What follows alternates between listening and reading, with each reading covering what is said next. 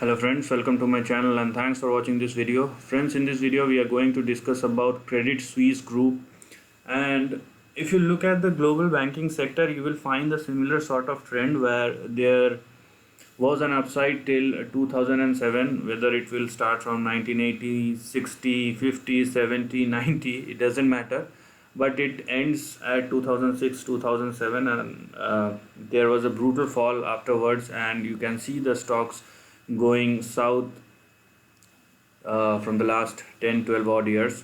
Now if you look at the stock chart of Credit Suisse, you can see the similar sort of pattern, and moreover there is a triple top. Okay, so generally we don't find triple top. Basically we can find, and we are looking at the long-term trend, so triple top is very rare for or you can see for any stock in a long term, because double tops are enough. Now you can see the same in this stock where we have triple top, so obviously it is a technically negative indication for any stock, and now the stock has been falling since last 10-12 odd years, or probably 13 years to be precise. Now the trend is you can say very theoretical or textbook kind of pattern. Here you can see how the trend has evolved over a period of time, and you can easily calculate the trend which should occur in probably in the days or in the months to come. Now if you closely look at this stock, then you will know that the stock is actually trading below 1990 lows. Okay, so you can see the lows of 1990-91 at 12.18, but the stock is currently trading at 9.79. so let me just quickly tell you the important support level first, because that's where the risk lies. Now basically we are looking at the long-term trend, so I'm going to talk about big support and resistance. So if the stock falls below 6.05 or 6, then the downside is completely open till 0. Let me tell you in that way.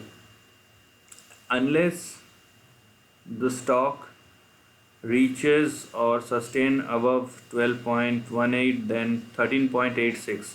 okay, so if the stock sustain above 13.86, then there is a chance that it will go up, because above 13.86 the old trend get again be a activated one, or it will again get activated. So it will happen after 13.86 only, so you need to check it and remind it. Okay, so it should be a big thing to understand here, that below 6.05 or 6, that is the last stop loss for a big trend, and the important and the big resistance or target will be 12.18 and then 13.86. so 13.86 is important. Why? Because if the stock cannot hold 13.86 and fall back, then the negative level still continues, or the bear trend still continues. But if it holds that level and stay above 13.86 or 14, then what will happen, that the old range, this highlighted area get activated, and the stock then move towards its next resistance or target at 20.23. then we have 32.97, then we have 36.16, and probably 84.4, and then we have 88.42. but let me tell you again that these are conditional targets, and each and every target will depend upon each and every level.